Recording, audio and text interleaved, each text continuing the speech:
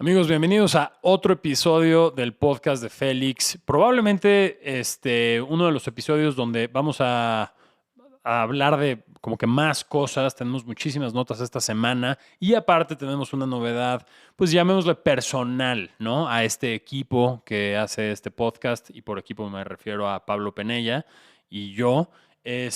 Tuvimos la grabación del festival del podcast de stand-up de Spotify este viernes y sábado. No sé cuántos de ustedes fueron o no fueron. El 22 y el 23 estuvimos grabando 30 rutinas de comedia para Spotify, que se va a estrenar la primera este jueves. Es el primer proyecto original de Spotify audiovisual. Así es, ahora Spotify va a estar haciendo producciones audiovisuales y nosotros estamos abriendo el mundo de la comedia audiovisual dentro de Spotify con este proyecto. Este jueves esperen por el estreno del primer episodio. No lo quiero spoilerear, pero es un comediante grandote y su rutina está increíble y el material, acabo de dar ok al último corte que tenemos. El material se ve poca madre, ¿no? Les platico un poquito del festival. Lo organizó nuestro querido Bubu Romo. Bubu es el dueño de La Caja Popular, uno de los bares de stand-up más reconocidos en todo México. La Caja está en Querétaro y es la verdad como pues una especie de lugar obligado, ¿no? Si haces comedia en México. Bubu nos ayudó con un grupo, un ejército de tlacuaches, que eran básicamente las personas que estaban asistiendo en toda la producción del festival como festival. Y pues tuvimos un equipo increíble. La mayoría de estos tlacuaches son comediantes que están ahorita pues intentando abrir brecha, ¿no? En sus carreras y no podríamos estar más agradecidos por el equipo tan increíble que nos tocó. En serio, si hay tlacuaches escuchando esto, muchas gracias por todo su trabajo y todo su esfuerzo. No serán olvidados. Ni en mi memoria, ni en mi corazón, ni para la próxima temporada, evidentemente, ¿no? Para el próximo festival. Y también dentro de ese equipo estuvo ni más ni menos que el imaginario Pablo Penella, el hombre invisible que está de este lado de la cabina, que no existe. Pablo también se rifó, él estuvo ahí asistiendo a producción ejecutiva y dirección, es decir, nosotros, Raúl y yo, y se rifó Pablo, él fue nuestro punto de contacto con todos los invitados VIP, entonces fue el que mejor se la pasó en ese pinche festival. No, mientras Raúl y yo estábamos desarrollando úlceras en nuestros estómagos, Pablo estaba cotorreando y siendo mejor amiga de gente muy especial. Entonces, Pablo, no te voy a ver a los ojos en este podcast porque honestamente ayer lo pensé en la noche y dije, pinche Pablo, se llevó lo mejor. Se llevó lo mejor de este maldito festival. Estuvo nomás siendo la Dancing Queen de nuestra producción. Ay, sí, hola, ¿cómo estás, ejecutivo de Amazon? Qué gusto verte. Ay, sí, hola, ¿cómo estás, amigo personal de Raúl? Qué gusto, por favor, ¿qué les ofrezco? O sea, como si fuera su pinche fiesta de 15 años. Hazme el chingado favor. En fin, eso lo vamos a corregir para la próxima temporada del festival. Pablo va a barrer y trapear pisos. Ya lo hablé con Raúl.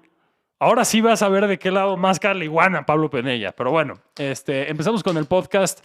Tenemos muchas noticias. Empezamos con esta que me llamó mucho la atención. Rupert Murdoch se retira a los 92 años como presidente de News Corp y Fox. Para los que no sepan, el querido Rupert Murdoch, si leemos fonéticamente su nombre, pues es un magnate de las telecomunicaciones en el mundo occidental. Es un señor que ha sido súper importante para la historia moderna, considerando que él es la persona que está detrás de todo ese estilo escandaloso de hacer las noticias que vemos en Estados Unidos en Fox News. Él es el responsable. Si le quieren poner nombre y apellido a por qué chingados hay tanta desinformación allá afuera y tanta polarización, Rupert Murdoch es uno de los top 5 de los responsables. Billonario, evidentemente, y, por cierto, la inspiración del personaje de Logan en Succession. Esta serie de HBO se inspiró un poquito en la familia de Rupert Murdoch para hacerla.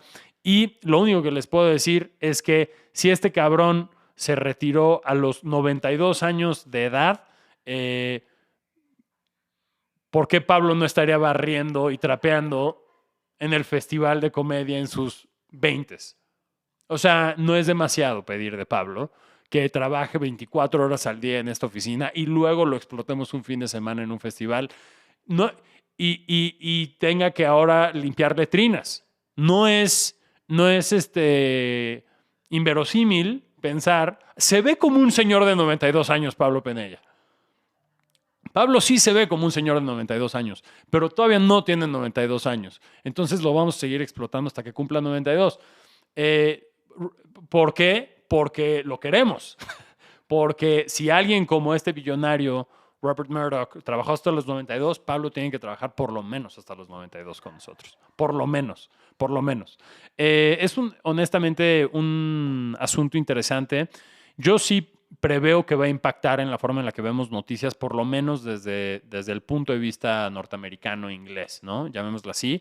Porque pues se va él, deja a uno de sus familiares, bueno, seguramente a gran parte de su familia como herederos, pero nunca funciona de la misma forma, ¿no? O sea, la neta es que los restaurantes nunca funcionan igual cuando los hijos los heredan. Siempre como que hay una especie de crecimiento, llamémoslo. Como que las cosas, el 90% de las veces se empeoran. ¿Por qué? Porque los mis reyes, los fresas, los chavos que ya nacieron con un poquito de abundancia, gracias al trabajo arduo de sus padres, siempre creen que pueden innovar y nomás terminan cagando la receta. Esa es la razón. Entonces, vamos a ver qué pasa.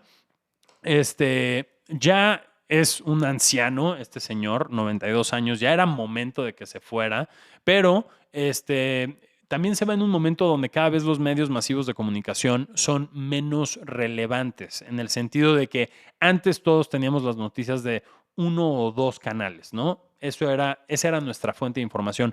Ahora con las redes sociales, pues tenemos un montón de información, un montón de jugadores a los que podamos escoger, ¿no? O sea, y por jugadores me refiero tanto a influencers, personas, o como medios independientes, ¿no? Entonces, se van en una caída significativa de los medios masivos de comunicación, el señor Rupert Murdoch, pero será recordado por Fox News y todas las jaladas que hacen en Fox News, ¿no? Como Tucker Carlson, no sé si se acuerdan. Bueno, en fin, todo esto se siente muy anglosajón. Este es un podcast en español y es de México, entonces no hablemos de pinches noticias de Estados Unidos tanto. Pero Tucker, ¿qué sería? ¿Como una La Torre mexicano, tal vez? No estoy seguro. No creo encontrar todavía el símil, pero bueno.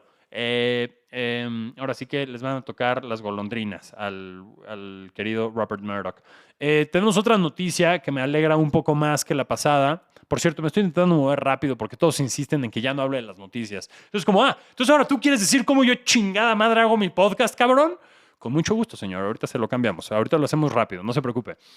Mueren los NFTs y no valen ni un centavo. Así es. La semana pasada se dio a conocer que el 95% de los NFTs no valen nada. Y como desde el principio de este podcast lo mencioné, no tengo de otra más que decirles, se los dije, cabrones, se los dije. No me acuerdo en qué podcast, pero se los dije, me burlé de la mamada que es un NFT, realmente es un JPG glorificado. En fin, evidentemente ya colapsó esa burbuja. Para los que tenemos un poquito de experiencia en otras burbujas, como la burbuja de las redes sociales, la burbuja de Vine, identificamos cuando viene una burbuja, ¿no? Identificamos cuando algo no tiene sustento y decimos, creo que todos están subiendo al tren del mame, rumbo directo hacia Auschwitz de la depresión económica. Entonces, creo que aquí está pasando el primer engaño de una nueva generación. Todos los centennials están experimentando por primera vez que los chamuchen, como dicen los argentinos, que los engañen, que les hagan una estafa. Entonces me da mucho gusto que haya pasado, porque a ningún ser humano crece a menos de que se lo chinguen. Esa es la realidad de las cosas. El método Montessori no funciona.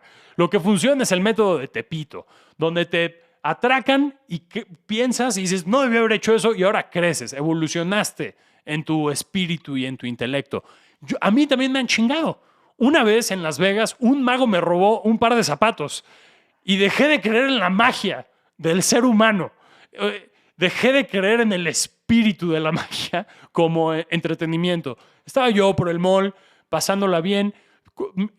O sea, mis pies son demasiado grandes. Calzo del 12, entonces no puedo comprar zapatos en México. Entonces, cuando voy a Estados Unidos, compro zapatos en Estados Unidos porque no encuentro aquí. No, joven, aquí solo llega del 9 y llega un par por cargamento.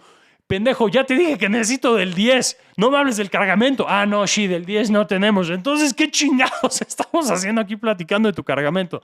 Entonces me compro estos tenis en un mall y de repente llega un mago con un juego de cartas y me dice, te hago un truco. Y yo, aficionado a la magia a mis 25 años de edad, era un Pablo completo yo a mis 25 años de edad. Y dije, sí, por supuesto, me encanta la magia. Hazme el truco, por favor. A ver, deja tu bolsa aquí, pásame tus manos, toca esta carta, quién sabe qué. Yo puse la bolsa entre mis piernas en el piso. Me hace el truco de magia, me regala la carta firmada. Yo estoy así como, wow, la vida es increíble. Todavía me puedo sorprender de las cosas a mis 25 años. Voy caminando, voy saliendo del mall feliz y de repente digo, espérame, ¿para qué entré a este pinche mall? Yo venía por unos zapatos. Regreso corriendo, ya no estaban mis zapatos, ya no estaban los magos ahí. Me atracaron totalmente, me dirigí hacia el guardia de seguridad del mall y le dije, oye, ¿qué onda? Pues me acaban de robar, o sea, ¿qué? ¿Ponemos una denuncia o qué se hace, valedor? Le digo, te paso una lana para que te putes a los pinches magos, ¿no? Yo pensando aquí que esto era, no sé, México. Y el güey me dice, con mucho gusto te damos las cámaras, pero necesitas presentar una denuncia para que yo te pueda dar acceso a esas cámaras. Entonces, pero ahorita la presentamos, llamo a la policía y yo salía de regreso a México esa noche. Entonces dije, no mames, esto se va a tardar demasiado tiempo. Y me fui con mi derrota y con el gran aprendizaje de que nunca hay que confiar en los magos en la calle. Siempre me dijeron, nunca te subas a una camioneta cuando un señor te ofrece un dulce. Entonces eso nunca lo hice. Pero mis papás nunca me dijeron que no le hiciera caso a magos en la calle. Entonces nunca lo hice. Entonces, cuando se me aproxima un hombre con cartas, imagínense el riesgo. Pude haber perdido mi virginidad en ese momento. Si el mago hubiera sido lo suficientemente malo, me pudo haber llevado un cuartito como, no, sí, mira, pásale este baño, por favor. Aquí es donde termina el truco de magia. Y splash, ¿no? Ahí hubiera terminado el truco de magia definitivamente en mi cara de una manera no tan agradable y probablemente más traumática de lo que fue haber perdido un par de zapatos. Mi punto aquí es, regresando al tema de los NFTs, era una lección que tenían que recibir los centennials, ¿no? Invertir en imágenes como si fueran arte, sabiendo que es replicable esa pieza, es honestamente una idea que de origen no tenía puto sentido, pero ellos lo tenían que experimentar por su cuenta. Entonces ya lo experimentaron. Bienvenidos al mundo adulto, queridos compañeros que invirtieron en NFTs.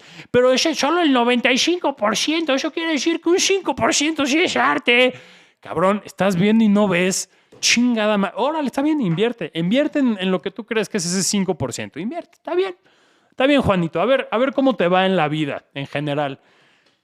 Me parece, o sea, un poco trágico pensar que hay personas allá afuera que creen que lo digital puede acaparar todo, incluso la experiencia artística, como la de tener un cuadro pintado por un artista, ¿no? Me da un poquito de tristeza eso, porque digo, y creo que ya lo están aprendiendo que no va a suceder así, pero me da tristeza porque siento que el reflejo va a hacer que muchas personas se pierdan de experiencias bien padres, ¿no? Como invertir en un artista nuevo que nadie conoce, pero que él te dibujó algo a ti específicamente, él te coloreó algo a ti, él te hizo un cuadro a ti, eso tiene valor. Y el hecho de como que pensar que se puede digitalizar todo y hacerse millonario al respecto, creo que habla como una enfermedad de un capitalismo rapaz que olvida la contemplación del arte como fin en sí, sin la necesidad de tener que poseerlo. En fin, esto ya es otro desmadre, pero bueno, sigamos con la comedia. Pablo me está viendo así como, qué interesante lo que dices, Félix. Por favor, sigue. No voy a seguir, Pablo, porque esto es un podcast de comedia, ¿ok? No voy a seguir hablando de esa pendejada. Pero bueno, mucha suerte a todos los que invirtieron en NFTs intentando conseguir su dinero de regreso. Compraron un JPG demasiado caro, eso es lo que les podemos decir. Y pues nada, You live and you learn. A la que sigue. Nuestro querido Evo Morales anuncia postulación a la presidencia de Bolivia. Otra vez. Así es, Evo Morales, expresidente de Bolivia, que fue perseguido por acusaciones de corrupción y todo eso, a quien, por cierto, nuestro queridísimo Tlatuani le dio cobijo aquí en México y yo me lo encontré en el BRIC en la Roma, pues decide que se quiere postular otra vez para intentar el juego de la presidencia. Así ocurre con estos sociópatas que buscan el poder a toda costa. Una vez que lo tienen, no lo pueden soltar y quieren regresar y regresar y regresar. Son adictos al poder de la misma forma que son adictos al crack. Y esto se los digo con conocimiento de causa, porque una vez que eres un attention whore como yours truly y tienes un programa en televisión o tienes cierta fama en internet, no puedes dejarlo ir y quieres regresar a huevo. Quieres otra vez tener el mismo grado de atención y te religes y te religes y te religes, aunque la gente te dice, ya, retírate, cabrón. Tú dices, no, me voy a morir en la línea. Voy a dejar cualquier registro de dignidad atrás y me voy a morir en la línea. Así que hagamos un podcast, maldita sea. ¿Quién sabe qué pase con nuestro querido Evo Morales? Yo auguro que no va a regresar. La única razón por la que auguro ese tema es porque en política cuesta mucho telegrafiar tus movimientos. Es decir, cuando telegrafías tus movimientos, anticipas a tu enemigo político, a tu competencia, los anticipas. O sea, básicamente les estás diciendo qué vas a hacer, entonces ellos se pueden preparar para contrarrestar tu influencia. Entonces, me llamaría mucho la atención que lo lograra. Siento que es una nota interesante. Siento también que es una especie de nota que nos hace ver que está sucediendo algo en Latinoamérica y en general en el mundo, de lo cual ya han hablado, por cierto, muchísimos medios, que es el regreso de figuras autoritarias a la cabeza del Ejecutivo, ¿no? Y por regreso me refiero al comeback más comeback de la historia, porque durante miles de años ha existido autoritarismo en el gobierno, amigos. Entonces, solo hemos tenido como 150 años de disque democracia y alternancia. Eso es un invento del siglo XX. Eso es una mamada que puede ser una faceta, como usar aretes en la nariz. ¿Qué mamada fue esa? Si sigues utilizando aretes en la nariz, felicidades. Pero definitivamente es una cosa que es una faceta, ¿ok? No vas a tener 80 años o 92 como Rupert Murdoch y vas a seguir utilizando tu arete en la nariz porque te llamó la atención esa vieja de Kabak que nadie nos acordamos de su nombre, pero que está impregnada en nuestra cabeza. Como que estas cosas envejecen, estas facetas modernas envejecen. Entonces uno podría decir que esta faceta de la alternancia de líderes políticos va a envejecer y lo vamos a ver en la historia como diciendo, wow, esa adolescencia estuvo medio rara, ¿no? O sea, pensábamos que era sostenible cambiar a líderes cada 6 años, cuando los procesos de los países se miden en 50 años o en 100 años. Y los chinos así como de, güey, lean un poquito de historia, hijos de la chingada. O sea, lean un poquito de historia. Miren, les voy a decir, estoy haciendo una apología al autoritarismo, por supuesto que no. Me parece que este invento de la democracia ha sido muy positivo para muchas personas en el sentido de que se abren un poquito las puertas a la participación política y de cierta forma se empieza a mitigar la represión que muchas veces era violenta en los gobiernos y esta falta de represión muchas veces permite que surjan nuevas cosas, ¿no? Como movimientos artísticos, como ideas distintas, etcétera, etcétera. Entonces creo que es muy positivo, pero sí creo que la historia es un péndulo o los testículos de un toro, cualquiera, como lo quieran ver ustedes. El punto es que van de un lado hacia otro siempre a medida que van avanzando, ¿no? Entonces, estamos en este momento de regreso del péndulo, ¿no? ¿Vamos a sobrevivir este regreso del péndulo a figuras del autoritarismo? No sé, damas y caballeros, no sabría decirles, pero les puedo decir algo que les puede dar un poquito de tranquilidad. La historia se repite. Entonces, si quieren saber cómo se va a comportar la situación, o probablemente, tal vez no exactamente igual, pero cómo probablemente se van a desenvolver ciertos sucesos, nomás estudien un poquito de historia. O sea, siempre han existido líderes carismáticos que terminan cayendo en dictaduras trágicas. Es el caso de Mussolini, por ejemplo. Mussolini era un líder súper carismático, lo amaban literalmente el 90% de los italianos, les dio unidad, les dio mucha identidad, ¿no? Y después sus mismos seguidores se voltearon en contra de él. Y acuérdense cuál fue el destino de Mussolini: ser asesinado, violado por sus propios camaradas en las calles de Roma, y después fue colgado en un poste, ¿no? Entonces, esto pasó no hace tanto, hace 80 años. Rupert Murdoch era un bambino. No sé, creo que Rupert Murdoch es de Inglaterra. Pero mi punto es, no pasó hace tanto tiempo, esto puede volver a pasar. Creo que esa es la advertencia para todos los líderes carismáticos que terminan en movimientos fascistoides. Es como decir, güey, se te puede voltear la tortilla muy rápido. ¿Quieren un ejemplo más cercano? Gaddafi. Por cierto, también se lo madrearon, lo mataron y lo violaron. Siempre termina en violación esto. ¿Por qué? ¿Por qué siempre termina en violación? ¿Por qué siempre termina con un güey dándole un balazo en la cabeza a un líder y alguien más dice, y hay que meterle un palo de escoba también? Y todos en la turba así como, ¿qué? ¿Qué dijiste, Juan? ¿Qué chingados dijiste? Que pues, no sé, se me ocurre que meterle un palo. No, ya está muerto, pues... Mira, es una metáfora. Bueno, ya hagamos lo que chingados sea. Y ahí van. Y siempre es como un palo de escoba. Es más, como líder político, creo que hay que tener atención a muchas cosas. Una de ellas es gente atrás de ti, ¿no? Con una pistola, porque te pueden dar un balazo en la cabeza en cualquier momento. #Colosio. Número 2, gente con escobas. Si de repente estás como rodeado de mucha gente medio encabronada y hay una escoba ahí, huye, porque muy probablemente esa escoba termine en tu recto.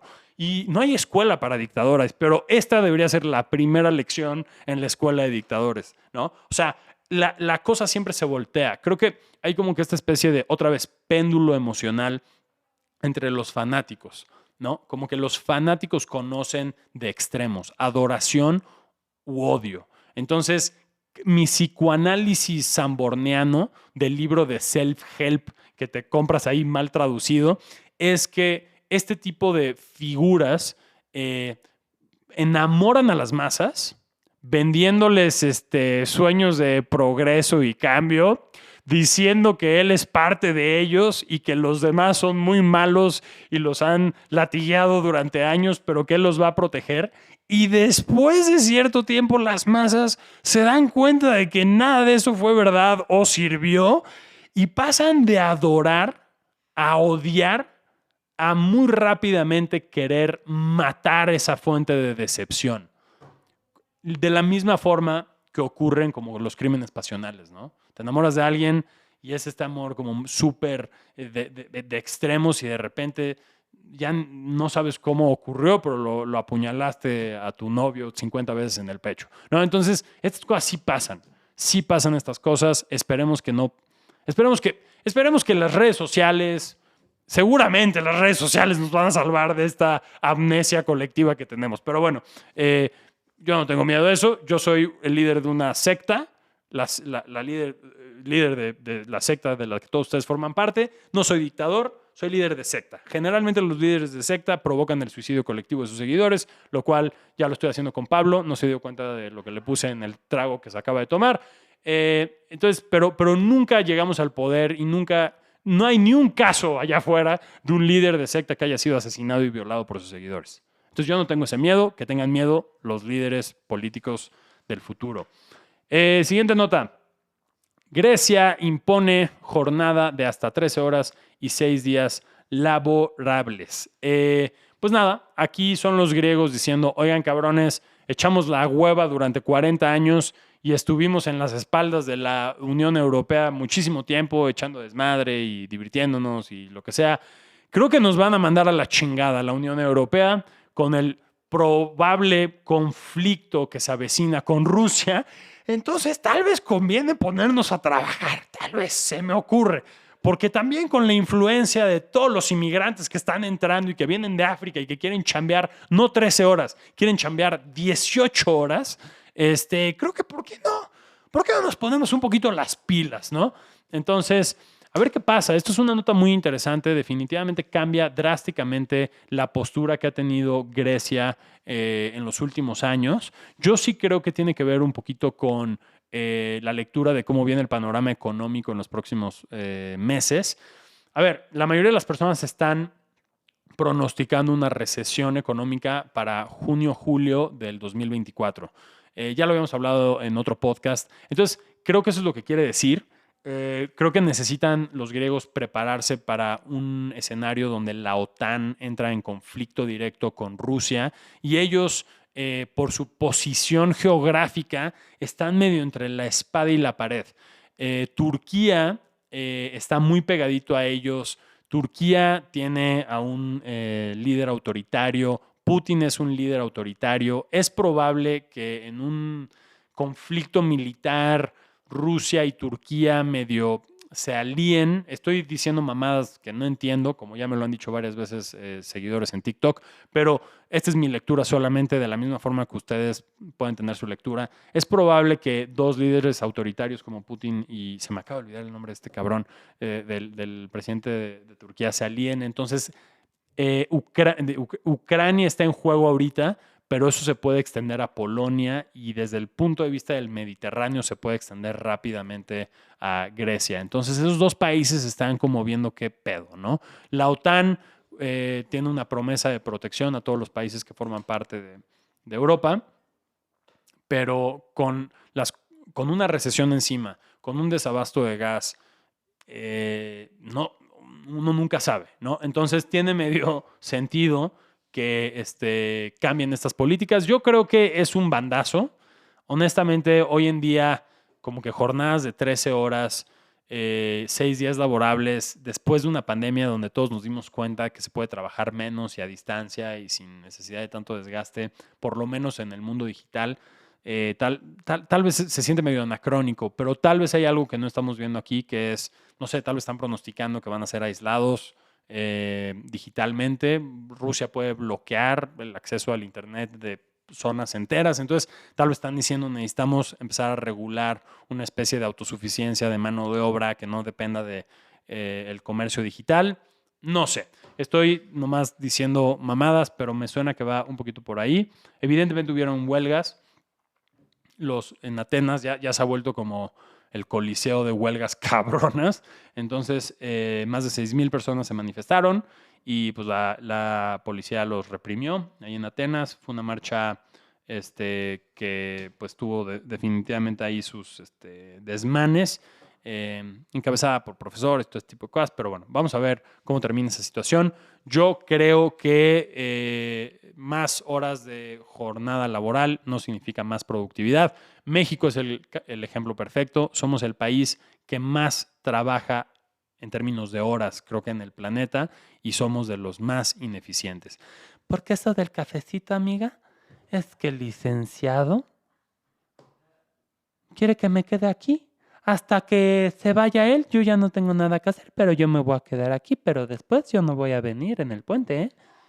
Yo no voy a venir en el puente, ¿eh? Hay mucha ineficiencia. Definitivamente culturalmente tenemos este asunto de llegar, echarse su pancito, platicar, pasar 2 horas en Facebook y hacer una cosa en la mañana, cortar a comer, regresar, platicar, echar el chisme y hacer una cosa en la tarde. La mayoría de las personas, en mi experiencia, son profundamente ineficientes en el trabajo. Entonces, yo sí creo que más horas no significa mayor rendimiento. Más horas significa más gasto, más luces prendidas en la oficina, más internet que se consume. Yo prefiero, como Pablo bien se los podrá decir, resultados, o sea, por objetivos. Si puedes cumplir tus objetivos y dar resultados en 3 horas, hazlo, date como magnate.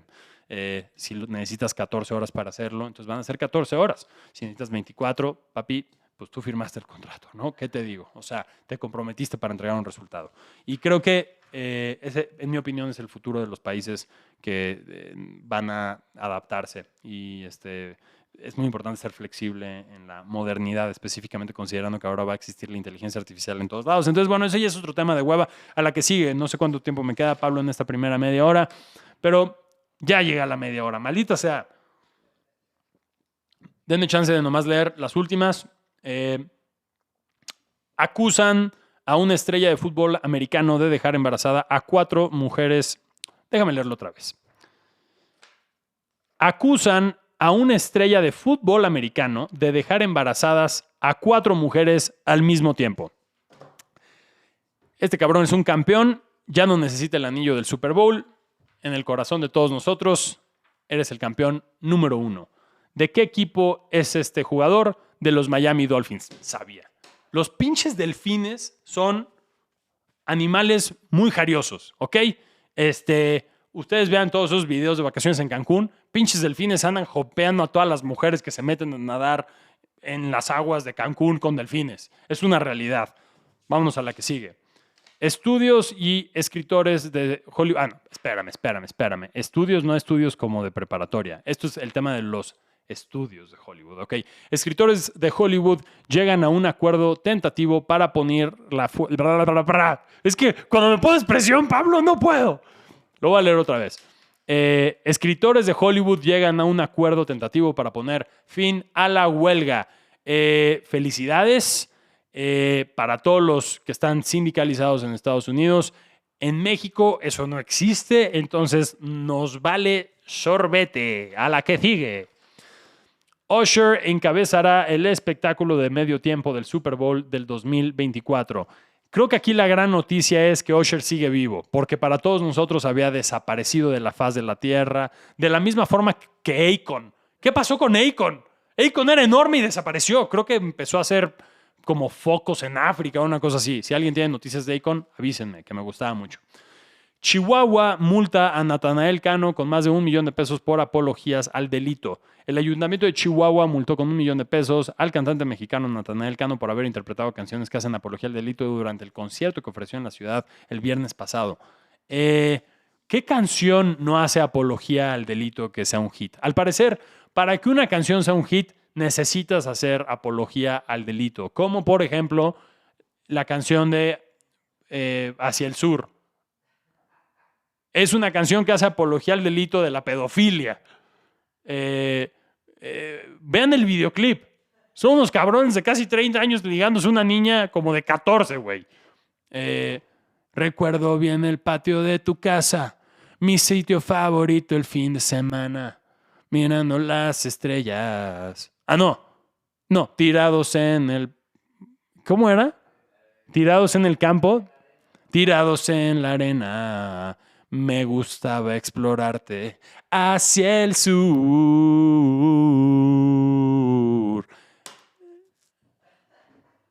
Estás hablando de meterle la mano a una niña de 14 años, cabrón.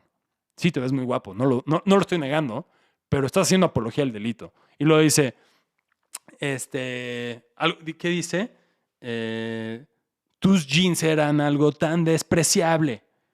No permitían iniciar la batalla. ¿Te estás quejando de que una morra tiene jeans? ¿Eso es lo que estás haciendo? Hijo de tu pinche madre, que se cubra. ¿Qué prefieres? ¿Que esté desnuda todo el tiempo para que tú la puedas dedear todo el tiempo que quieras? Maldito agresor sexual. Es una canción que me encanta, por cierto, pero es una pinche apología al delito. Tus jeans eran algo tan despreciable. ¿A quién le gusta relacionar el acto sexual con una batalla? Esto no debe ser una batalla, ese es el problema. Si lo entiendes como una batalla, muy probablemente vas a terminar violando a alguien, amigo. Tus jeans eran algo tan despreciable.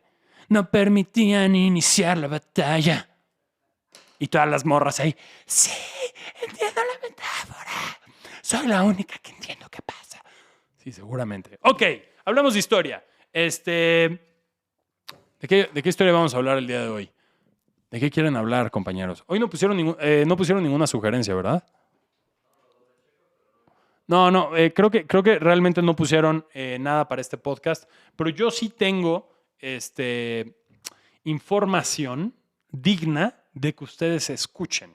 estábamos hablando un poquito sobre el tema de los gobiernos autoritarios y mencioné a Mussolini durante un momento, pero también hemos tenido en México suficientes líderes autoritarios para echarnos por lo menos unos sólidos 25 minutos hablando del tema. Y hablando de apologías, ahí les va una buena apología hacia una dictadura, hacia mi queridísimo general Porfirio Díaz. Así es, hoy vamos a hablar de Porfirio Díaz. Y sí, voy a caer en el prototipo de tecnócrata neoporfirista del ITAM y voy a salir a defender a, en mi opinión, uno de los personajes históricos más relevantes para el progreso mexicano y uno de los personajes peor juzgados por la historia oficial. Empecemos de cero. ¿Cuándo nació Porfirio Díaz? Porfirio Díaz nace en un contexto de la chingada, porque nace después del movimiento de la independencia, cuando México estaba en guerra cada pinche mes. Cada pinche mes salía un nuevo caudillo a armarla de pedo, había rebeliones por todos lados, la madriza entre liberales y conservadores estaba siempre presente, y nace en Oaxaca, hijo de una familia humilde. Evidentemente se empieza a meter al asunto de la milicia desde muy joven. En esos momentos el líder, ya cuando Porfirio es un poquito más adulto, en esos momentos el líder más carismático era Benito Juárez, que por cierto también es de Oaxaca Benito Juárez, o es de Chiapas, ahorita me lo confirma Pablo, porque ya no mezclando cosas. Y Porfirio ve un contexto donde la guerra es algo, es un oficio mexicano, y que ha diezmado al país y que ha puesto al país en una situación tan vulnerable que ha provocado que perdamos la mitad del territorio. Estoy hablando del momento en el que Estados Unidos toma Texas, Arizona, California y nos quita ese territorio. Todos le echan la culpa a Santana, pero bueno, esa es otra conversación. Entonces, Pablo, ¿dónde nació Juárez? Sí, Juárez sí nació en Oaxaca. Entonces es paisano de Porfirio, ¿no? Entonces, tenemos que entender, pónganse en los zapatos de este chavo, ¿no? Entonces, guerra por todos lados, México pierde la mitad del territorio, se da cuenta que el país es más o menos un desmadre, lo cual lo hace vulnerable, entra a la milicia, empieza a seguir a Juárez, se une al movimiento liberal, en ese momento pues encabezado por Juárez, evidentemente, se vuelve indispensable en la defensa del territorio mexicano. Es uno de los comandantes de la defensa de Puebla, del ejército francés. El güey empieza poco a poco a calarse y a calarse y a calarse, ¿no? Y eventualmente, cuando Juárez llega a la presidencia, Porfirio, pues está ahí como uno de los del equipo, ¿no? Juárez después decide reelegirse. Y Juárez llegó un poquito con la postura de democracia, de cambio de líder político cada cierto tiempo.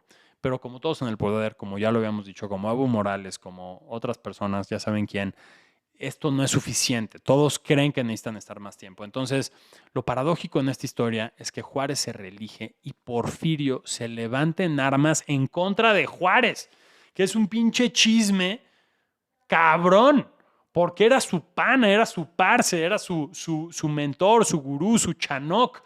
Y Porfirio dice, óyeme cabrón, estás traicionando todo lo que habíamos quedado. Y se levanta en armas con la bandera de no reelección. Sufragio efectivo, no reelección. Evidentemente Juárez persigue a sus opositores, eso es lo que no les dicen en los libros de historia. Sí, era un pastorcillo, cuidaba borreguitas, era un cabrón. No solo mató a Maximiliano cuando era innecesario que lo fusilara, pero bueno, era un cabrón, persigue a sus opositores. Porfirio Díaz, después de ser un héroe nacional, se tiene que ir a la pinche selva, al cerro, a esconderse y se vuelve guerrillero. O sea, es una locura, ¿no? Y pasa cierto tiempo como guerrillero, escondido en la sierra, y luego Juárez, pues, le viene un infarto y sube Lerdo de Tejada, que era como su mano derecha. Lerdo de Tejada no era un cabrón tan acá. Lerdo de Tejada era un güey pues, que operaba y lo que tú quieras, pero definitivamente no tenía el liderazgo. Entonces, cuando Lerdo de Tejada llega, Porfirio sale de la selva y empieza otra vez como a hacer movimientos en la vida pública y empieza a buscar la presidencia. Después de Lerdo de Tejada llega Porfirio Díaz a la presidencia de la República como un líder súper popular.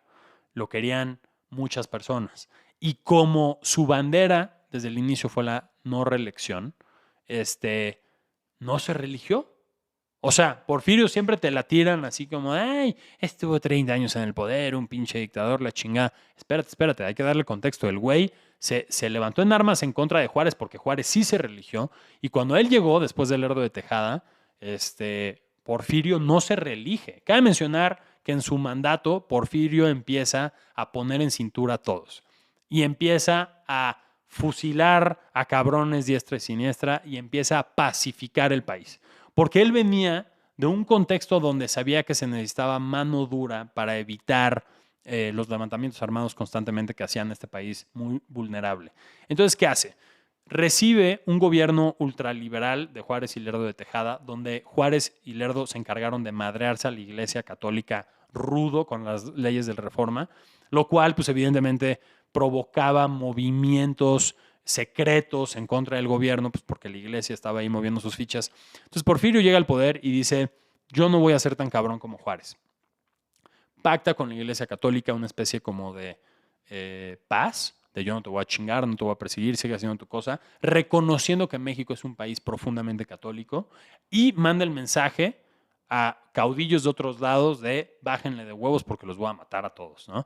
Entonces, hace esas dos cosas. Pone el putazo donde lo debe poner y soba donde tiene que sobar. Y genera un primer mandato bastante exitoso. Llega el momento de la transición y decide no caer en la tentación de reelegirse, aunque lo pudo haber hecho. Pero pone a su compadre. Se me olvida el nombre, pero puedes checar quién es. Andrés de Velasco, no sé, creo que era Andrés algo, no me acuerdo, soy medio malo con los nombres.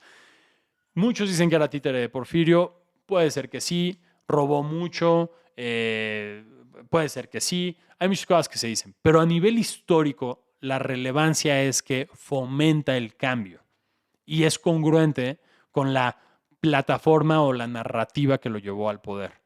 Entonces eso lo que hace es que legitima a Porfirio como un cabrón de verdad, no un político más que miente. Pasa el periodo de su compadre, que ahorita Pablo me va a pasar el nombre, y Porfirio, después de una reforma constitucional, creo, creo que no necesitaba reforma constitucional, se reelige y llega al poder con la mayor aprobación que ustedes se puedan imaginar. E inicia un proceso de modernización de México a finales del siglo XIX, lo cual es importantísimo para el país. La comunicación del país vía ferrocarriles se la debemos a Porfirio Díaz. La comunicación del país vía telégrafo y todo ese tipo de cosas se la debemos a Porfirio Díaz. Porfirio entiende que tiene una posición estratégica en el plano geopolítico de las cosas porque es el vecino de Estados Unidos, que es una potencia que cada vez está generando más problemas a los antiguos imperios que son Inglaterra, España y Francia. Entonces, Porfirio sabe que necesita avanzar rápido al costo que sea o va a ser dominado por la presencia norteamericana, ¿no? Entonces, empieza a evidentemente modernizar el país. Del otro lado tiene también una especie de apuesta hacia el progreso económico en vez del movimiento o la permeabilidad social, que es lo que le critican. Sí, Limantur ayudó muchísimo al progreso económico, pero el costo fueron los peones de las haciendas que sufrieron la chingada. Probablemente, pero el comentario aquí es, entiendan el contexto. Esos peones que, entre comillas, sufrían en la hacienda, eran peones que iban a ser utilizados para las guerras intestinas, si no eran utilizados para las haciendas. Entonces, su mala calidad de vida era el costo necesario para mantenerles una vida. Porque si siguen el registro histórico, toda esa comunidad de escasos recursos era la que se utilizaba para todos estos alzamientos y mataban a todos. Y las cúpulas seguían en el poder y agarraban, o sea, básicamente el nuevo caudillo del momento era el que lograba tener un grupo de cabrones más o menos jóvenes listos para madrearse. Y luego, cuando desaparecían esos cabrones jóvenes listos para madrearse, desaparecía el caudillo. Entonces todo se trataba de quién tenía acceso a gente pobre para guerrear y conseguir privilegios. Es horrible, pero es la verdad. Entonces, lo que hace Porfirio es utilizar esa masa de seres humanos en condiciones pues, de pobreza y en vez de fomentar que sean canalizados hacia la guerra por un caudillo más o otro líder político más, los enfoca hacia el progreso económico. Evidentemente las haciendas no eran la cosa más bella del mundo, pero no solo en México, sino que en todo el mundo. O sea, esa es la otra cosa que hay que poner en contexto.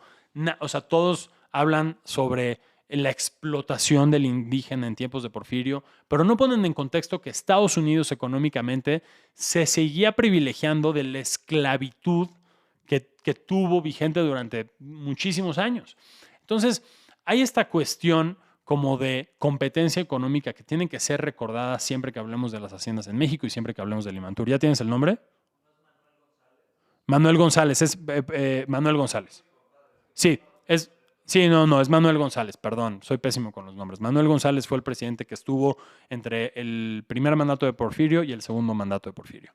Entonces, el tema es ser adultos en la conversación de estas personas y saber que era necesario número uno, el trabajo de todos esos peones, toda esa comunidad, era necesario el trabajo para sacar al país de la constante guerra intestina, era necesario para generar la riqueza necesaria para contrarrestar la influencia de Estados Unidos y otras potencias, era necesario.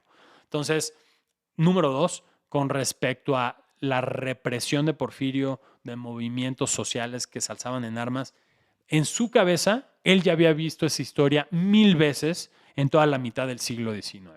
1000 veces, literal 1000 veces la había visto. Entonces sabía cómo corregir el problema.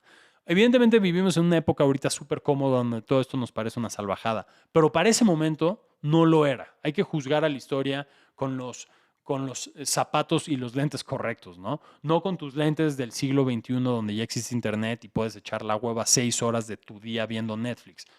O sea, necesitas juzgarlo con los ojos de gente viviendo a finales del siglo XIX. Entonces, esa es mi especie de apología del autoritarismo de Porfirio Díaz. Ahora, cuando te hablan de Porfirio Díaz, te hablan de Limantur y te hablan de Bernardo Reyes como sus dos alfiles más importantes. Limantur como cabeza de su programa económico para la reparación de México y Bernardo Reyes como su general de confianza para mantener al país controlado.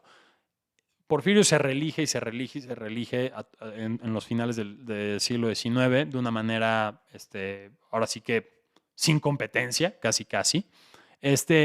Y a principios del siglo XX, es decir, 1900, Porfirio ya está grande y empieza a contemplar la posibilidad de dejar el trono, ¿no? Entonces, este sentimiento lo comparte en una entrevista, creo, en 1906. A ver si me puedes fact-chequear eso, poner Porfirio Díaz entrevista en 1906.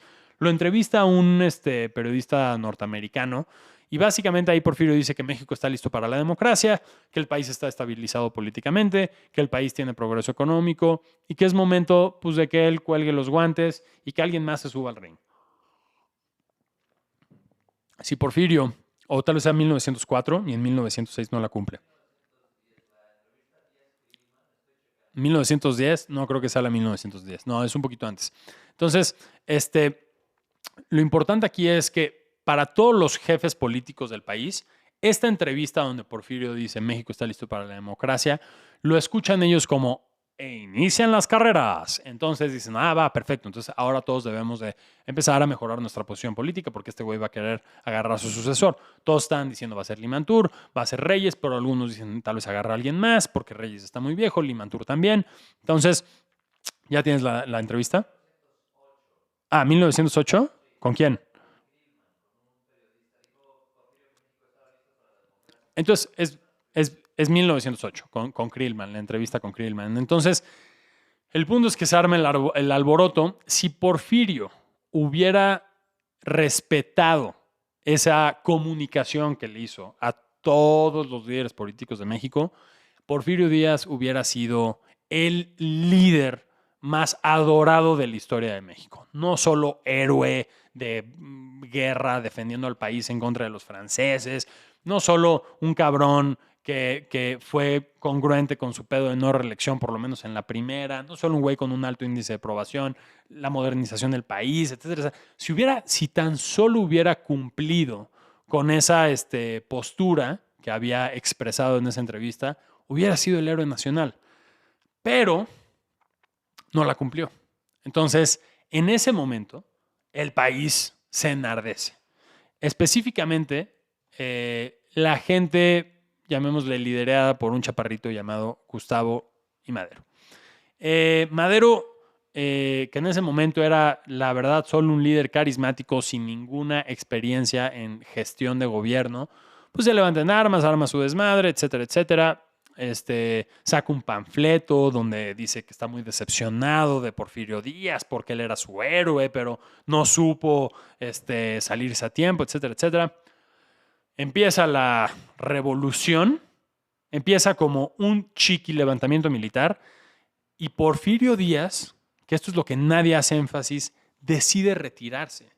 Ve como que sus fichas y dice, güey, sí puedo reprimir este movimiento, pero ya estoy viejo, güey, y me voy a ir matando un chingo de gente, me van a odiar. Entonces Porfirio decide retirarse para no derramar más sangre, lo cual lo hace, honestamente, un güey admirable, porque tenía definitivamente el poder para reprimir esa chiqui-revolución. El punto es que Porfirio decide irse, se va a París, se retira en 1910 o 1911, no estoy seguro, y el país queda en manos de Madero. Y Madero era líder carismático, pero no era gobernante, era empresario de Coahuila, creo. Muchos de estos datos van a estar mal, entonces fact-chequen todo lo que digo aquí. Pero el contexto creo que es lo importante. Entonces, Porfirio se va y él no es el responsable del desmadre que fue la revolución. Él quería evitar ese desmadre. ¿Y qué pasa en la Revolución Mexicana? Exactamente lo mismo que pasó a mediados del siglo XIX tantas veces. Se levantan todos, se empiezan a putear todos entre ellos, se empiezan a traicionar todos entre ellos y las guerras intestinas devoran a este país. Y eso fue exactamente lo que pasó durante 10 años. Entonces, Porfirio Díaz es como juzgado como si fuera el villano de la historia, pero no es cierto. O sea, la verdad es que el villano de la historia, de la revolución, es el pueblo mexicano. Todos los caudillos mexicanos son los responsables de ese derramamiento de sangre y Porfirio Díaz no lo fue. O sea, el cabrón literalmente estaba en Francia, en París, viendo el desmadre en México y diciendo, se los dije, cabrones, se los dije que eso es lo que iba a pasar si no hacíamos una transición más tranquila. Básicamente fue como una especie de profecía autocumplida, ¿no? Es muy interesante porque se va Porfirio y Bernardo Reyes, que es el general de Porfirio Díaz, el secretario de guerra, o no sé, creo que era secretaría de guerra en ese momento y no de la defensa. Dice, no, pues yo soy el próximo. Y empieza a marchar hacia Palacio Nacional para tomarlo. Y como era un generalote que llevaba 30 años siendo el jefe máximo de las Fuerzas Armadas, dice, me van a abrir las puertas aquí, cabrones, aquí mando yo. Y el ejército le dice, oiga, general, vamos como que muy frontales y expuestos a Palacio Nacional, ¿no? Mi general, mejor tomemos el palacio como por sorpresa. No, ni madres, a mí. Y se va el pinche general Bernardo Reyes en su caballo hacia la puerta del palacio. Le dicen, general, no avance porque le vamos a disparar. El cabrón sigue avanzando y se lo bajan de un balazo al general ahí en el Zócalo. O sea, es que México nos ha otorgado tantos regalos del absurdo, pero imagínense dónde estaba psicológicamente el general Reyes para pensar que nadie le iba a disparar. El cabrón yo creo que estaba como que imaginándose un pedo ahí medio como Bucarelio. Yo no sé qué chingado estaba pensando este cabrón que, mi general, no le puedo disparar a usted. Por favor, tome Palacio Nacional. En fin, ese era el México que estaba en transformación. Ese era el México que pasó de una especie de rigidez militar, económica, instaurada por Porfirio Díaz, a la revolución total. Para mí, ese disparo, donde se bajan al general Reyes, en mi opinión, ese disparo significa el verdadero inicio de la Revolución Mexicana. Porque es decir, rompemos con el orden preestablecido por Porfirio Díaz. Y esa es solo mi opinión. Pero bueno, si quieren luego hablamos de la Revolución Mexicana y de otros factores. Me gustaría, es que pinche Porfirio es un personajazo, me gustaría hablar más de él, pero nomás para que lo pongan en su justa proporción, Porfirio se supo salir a tiempo y supo no regresar. Ya estaba muy grande, creo que murió en 1914, no estoy seguro. Pero bueno, mi punto es, el destino de la mayoría de los líderes políticos que terminan siendo dictadores, el destino de la mayoría de sus güeyes, como no saben escuchar, es ser ajusticiados por su propio pueblo de maneras espantosas. Entonces, Porfirio supo desmarcarse de ese destino trágico y creo que nomás por eso deberíamos de repensar cómo recordamos al general Porfirio Díaz. Pero bueno, se acabó esto. Creo que no estuvo tan mal este final. A mí me gustó hablar de Porfirio Díaz. Otra vez me probé como un verdadero tecnócrata neoporfirista. Si tienen algún comentario para el próximo episodio, por favor, avísenos qué tipo de podcast quieren. Nosotros nos vamos a intentar adaptar. Ya sé que me han dicho, güey, reduce la sección de noticias a 10 o 15 minutos y hablemos más de historia. Yo creo que es importante hablar de la actualidad y contrarrestarla con el pasado. Por eso no lo hemos hecho solo de 10 minutos. Creo que estaría mejor aspirar a un 50-50, pero bueno, nos vemos en el próximo episodio. Comenten, compartan. Muchas gracias por escuchar y nos vemos hasta la próxima. Chao.